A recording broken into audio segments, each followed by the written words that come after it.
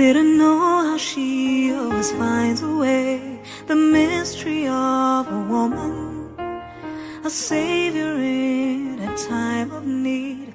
The bravery of a woman, in your time of need, she does the deed. It's the sixth podcast of the Tech Jaja Bits and Bytes. Good morning, good afternoon, good evening, and should I say good night? Oh, at the end of the podcast, I'll be able to say good night. I'm your host, Robert Sebunya from Tech Jaja, and with me in studio is the beautiful Nuwaha Viola, an outstanding technologist. By the way, she's in a wedding gown today. All right, Viola, welcome to the show. Thank you very much. Our listeners would want to know, who is Viola Nuwaha? For starters, I'm not in a wedding gown. I'm in damaged jeans. All right. Viola Nuwaha is a 23-year-old female computer science graduate, currently working with Farm Radio International, a Canadian-based NGO, as a radio and ICT developer. Yeah, that's it basically. Wow, that was really short. Straight to the point. Short, straight to the point. What's your education background? I heard the word computer scientist. Some random people from some random institutions always say computer scientist as well. Where did you do your computer science from? I did my computer science from Macquarie University. The striking one, right? You know. Oh, go on. I did computer science for 3 years. It is a 3-year course. I attended high school in our single girls' school, Mary Hill High School. Oh, Mary Hill. I thought it was Beranyanji, actually. No, people call it Nyamitanga. Yeah, the famous Mary Hill High School. I was there for 6 years. I did PEM art at HSC. Yeah. Anything else that you want to know? Not really. I noticed you attended the girls-only school. What was your inspiration to choose a career in computer science? My love for computer science stems from when I was in Senior 4 VAC. I was watching a series, the famous 24 series. Some of you know Jack Bauer or JB. And what amused me most is the guy behind the computers. He just sat and he could mess anyone by typing in a few lines of command here and there. So I was like, I think I want to be that guy who has a lot of power, but he's seated in one place and is still invisible. So you wanted to mess people's computers, mess with people's privacy and... No, I wanted to have a lot of power and stay invisible. All right. So if you look at, you didn't give us about your background, where you've been working over the years. I mean, I'm sure you didn't start with Farm Radio. Where have you been working so we can be able to, I worked with Women in Technology Uganda, Awesome. An NGO that looks to see very many young women pursue technology courses as a program coordinator. And for me, I think that was my exposure into the real tech world. The first thing I learned is that with tech, people want skills, and sometimes school doesn't give you the skills. So while at Women in Technology, as exposed in all these areas, management, development, hackathons, because we would spend some time at the Hive Collab. So it was at Women in Technology Uganda that I realized I hadn't made one slight mistake. Oh, good to hear. So what challenges do you face as a female technologist through school, life, work, given the fact I'm sure Farm Radio is not just a Women in Technology hub, it's now you find a bunch of people from different nations, different genders. I guess we have so many genders, male, female, I don't know. There's so many others. I think there are about 2 others. I think you could call them challenges, but there's a lot of stereotype going on about being a woman in technology. If I can take you back to when I was at university, we were around approximately 60 girls in a class of 300 students. So, I was thinking, what's wrong? Why are we this few? Which, on the contrary, wasn't the case in the IT class. So people would look at you as if you're in the wrong place. You don't know what you're doing. But over time, I've learned that it's not what people really think. It's what you are out for. And then when I started working, I got the same look of, are you sure? Are you a woman in tech? Are you a computer scientist? And I'm thinking, heck yes, I am. Just say anything. Like, what is it that you want me to do to prove a point? So you basically have to prove your worth. You have to convince people that you are in the right place, that you're not mistaken. And Well, you're almost answering my next question. I mean, what advice do you give to the young girls out there, the girl child out there who is aspiring to be like you? I mean, I've talked to a bunch of people and they'll be like, when I grow up, I want to be like Viola. Roger personally says so. And yes, so tell us. I know Roger is always bluffing, but I think you should keep your dreams in sight, and you should work hard towards getting them. There's going to be a number of factors that are going to bar you or to distract you from your dream, but you have to know what you want and you have to work towards getting what you want. Otherwise, you'll be settling for less than you have wanted all your life. So I would say follow your dream, work hard, and you will get there. Well, I see you following your dream. And if you look at the local scene, besides yourself, which girls inspire you? I see you have that self-inspiration from your dreams and movies and stuff like that. Well, there's quite a number. I wouldn't say I don't look up to anyone. You put a face to name. I'll start with Barbara Birungi. She is my mentor. To date? Yes, she is my mentor. She actually on checks the record? on me. Yes, on the record. Okay. She actually checks on me and asks me what's up. One thing I've learned from Barbara is she's passionate. She's out there doing what she likes, inspiring people to be not just like she is, but better than she is. And for me, I think that's the key. Passion and the desire to give back. There's another lady called Lynn Asimwe. She works with Access Mobile. Lynn is a kick-ass. Like, I'm not apologizing, but I look at her and I'm like, girl, when I become young or when I become old, I want to be like you. And I could mention there's a lady called Evelyn Namara. I don't know if you've heard of her. I've heard about every single girl in Kampala. Yes. In technology. I didn't talk about the models or random stuff like that. But yeah, she's yeah, so I think I related to Evelyn Namara's story in one way or another when I first encountered a Linux computer. So I read about Evelyn Namara and she was doing awesome stuff and I was thinking, I want to be like her when I grow up, but now that I'm grown up, I want to be better than her. Oh, good to hear. So do you mean she's aging us? I know, I'm kidding. I didn't say that. I am aging. All right. So what about internationally or Africa-wide? Or it could be someone in South Sudan or Rwanda who inspires you? There's a lady called Ethel Coffee. She's a lady behind Women in Tech Ghana. But you see, basically, it's the same story. Someone doing what no one expects her to do and doing it excellently. You see, it's one thing to do something. It's another to do it excellently. So internationally, out of Uganda, but inside Africa, I still look at Ethel Coffee. You know, people think our international is first fly and then change skin color, but we need to know that is a racist comment. No, I'm kidding. Yeah, I'm not anyway. Yeah. So I look at ladies that I can relate with are in situation, experience, and continent. I know there's quite a number of women out there that have inspired quite a number of ladies in tech, but let's keep it Africa. Well, I haven't heard any story about your mom locally. I mean, she has inspired you in any way in technology?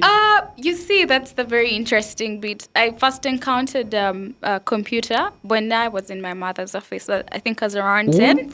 Yes. Womb office? Office. Oh, office. Yeah, As I was 10 years, ideally, she's my idol. She is a woman in tech. She might not write code. She was a woman in tech. So I first learned about specifications, and now the printer is not working from my mother. And I think at her age, I used to think, woman, you're so cool. Like, you sit and you're on your keyboard. And she inspired me in very, very many ways, not tech. So if you ask me the woman that I really, really look up to, I'll tell you my mother. Yes. Okay, I think you're twice better than her at the computer now. Yes. All right, I expected you to say Marissa Mayer or something of that sort. Marissa Mayer, the former Googler, now Yahoo CEO. She's turned so many things around at Yahoo, and she's a very big inspiration.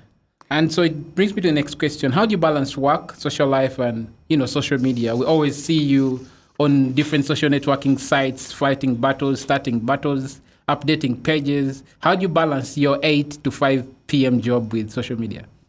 How do I balance work, life, and social media? You can say my social life is more or less social media. Work, I have our 8 to 5 p.m. Monday to Friday job. So once in a while, I can get social, maybe after work. You see, most of these words usually start after work, and you have to plan for your time. That's it, really. You have breaks, you can chip in and update people about a page that you manage, throw out information, and then get back to work. They say work without play makes Sebunya a dull boy. Yeah, it's, I see. Tell us something that you think men or boys, I don't know, gents don't know about girls in technology. What can women bring to the table that, men out there can't really bring to the table? For starters, I think we are awesome. Wonders of a woman, a warrior is a woman. What's that supposed to mean? Like, we can do what you can do, and we can do it twice as good. You see, we multitask.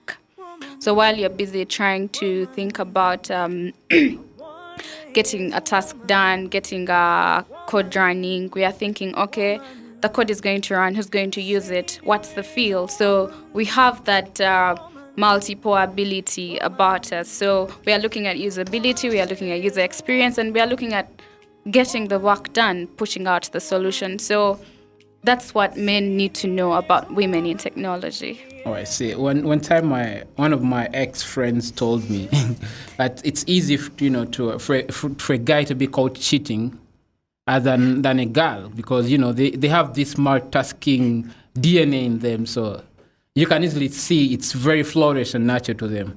Yeah, you did talk about the female figures in your life. I'm just curious, do you have any male figures that are behind your success story, or your half success story according to everyone? They always halfway there.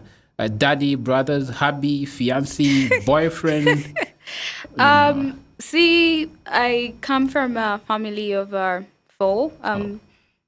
So you have a family of 4. You come from a family of 4. I have 3 brothers. I'm the 4th born.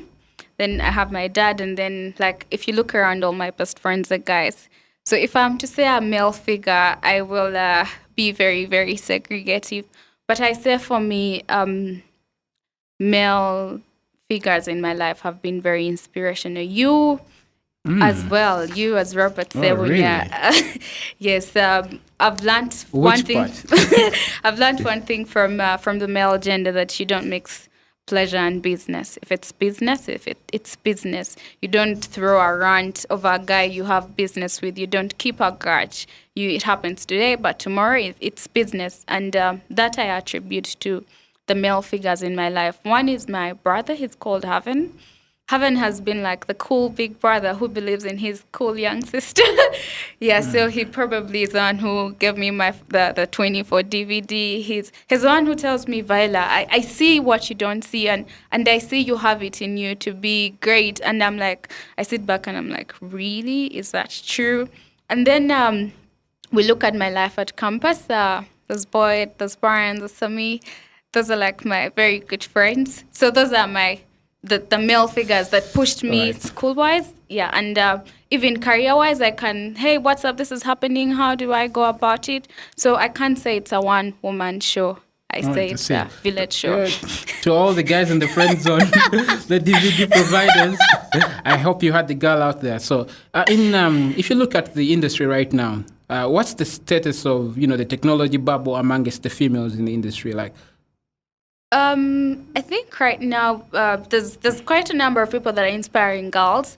So you can see things like an all-girl team. You've heard of the AfriGirl team. You can look at initiatives. That was an Imagine Cup. Yes, that was an the Imagine Olympics Cup. of software development for students. Right. The Olympics of software development. You can look at initiatives like Women in Technology Uganda, Girl Geek, Chicks, Uganda, there's WOPA. So there's quite a number of people that have tried to give girls an opportunity to express themselves in a tech way. They say, technologically speaking. Yes. New word. I had to first go like, oh, does it sound right? But yeah, so I see there's a rise, and I don't see it going down. It's not a bubble that's going to burst. Just a quick one. Can you tell us about the Women in Technology? Is it We2 Hub? Just a brief one. So We2 Hub it's an incubation space, a place for women. It's one of the initiatives behind Women in Technology Uganda.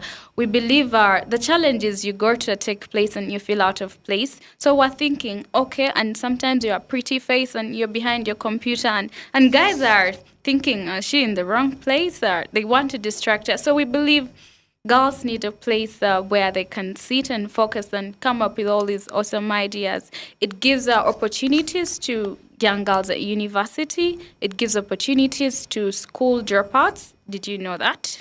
Yes. Like they actually equip girls with skills, computer skills that they could use out there. I mean, school could have not happened, but what can I do? So it's that place that every young girl in tech should go and check out and put it to use. Where is it located for starters? It's on Kanjacha Street. Yeah, you know where Kanjacha Street is? Yeah, grew up there, so. You grew up everywhere. Yeah. I'm just kidding. Yeah, but I know Kanjacha Street. I guess it's Kanjacha Street. Any success story? Any time in your life where you've transferred knowledge to other people? You know, I mean, you've got these inspirations from Jack Bauer and everyone else.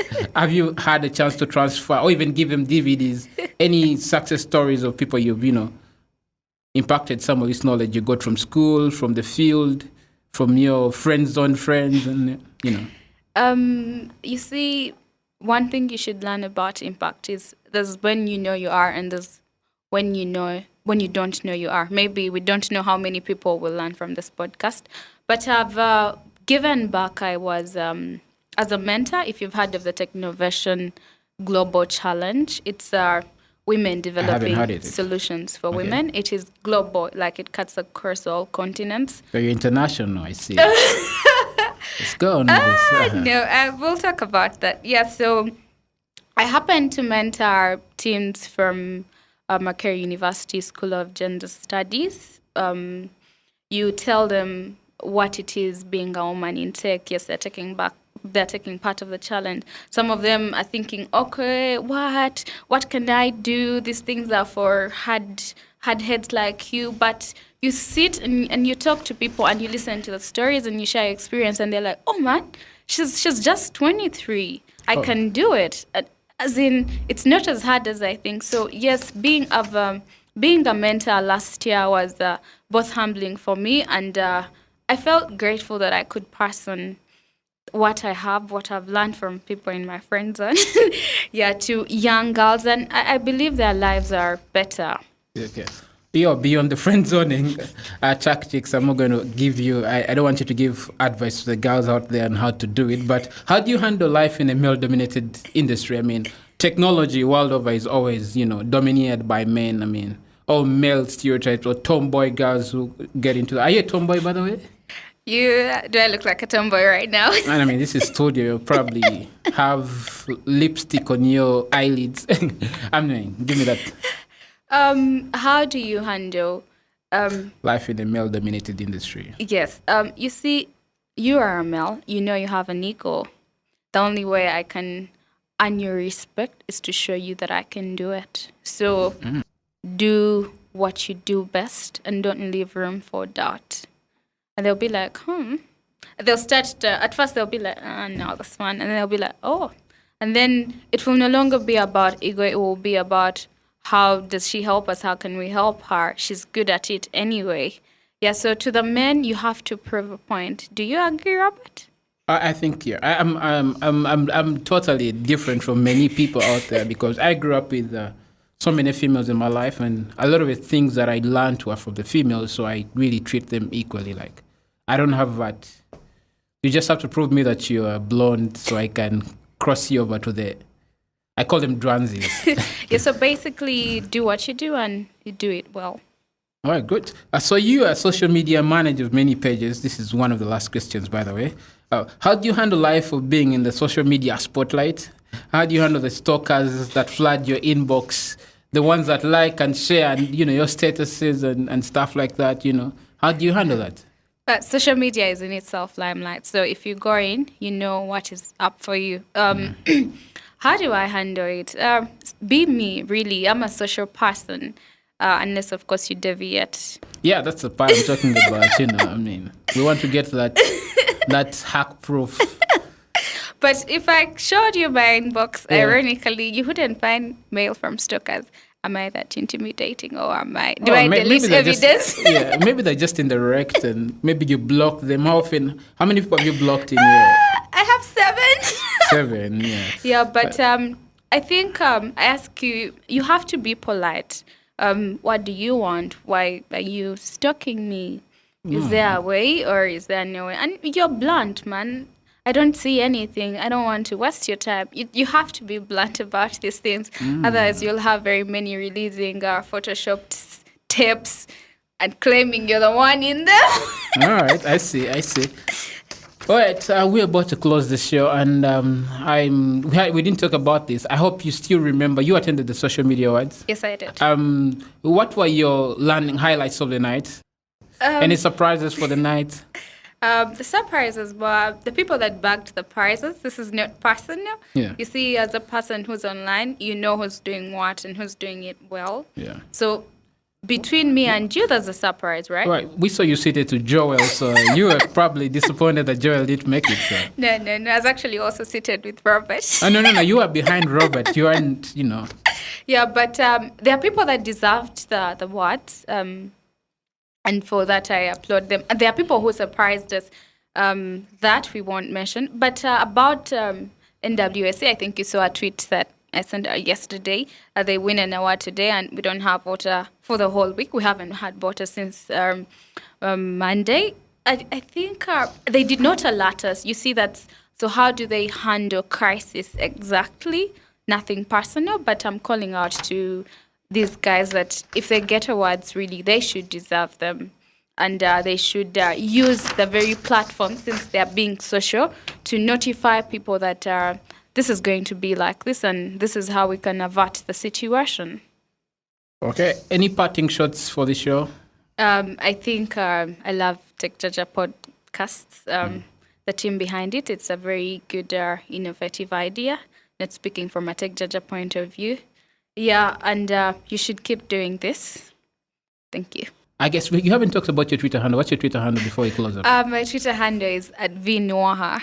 Yeah, do you have a blog so people can follow you? Or my blog is called Simply Beautiful. What's that supposed to mean? Simply Beautiful means that you don't really have to hustle hard and wear mascara and eyelash to look beautiful. Yeah, there's more than meets the eye. Okay, so what do you post on your blog? I talk about our tech, life, God. You love God, really? So. God loves me. Okay. Yeah, God loves me, and art. Okay. I see. Simply Beautiful. Is that the Twitter handle as well? No. The Twitter handle is @Nuwaha. VNUWAH. All right. As usual, Robert Sebunya. My Twitter handle is Rob Sebunya. You can catch me on the streets of Facebook at Sebunya Robert. All right. To our producer Daisy, my fellow co-hosts, often at times, Droja Bambino, to Jimmy, the guy in studio, and everyone who listens to the show. Thanks for tuning into the show, and see you guys in the future.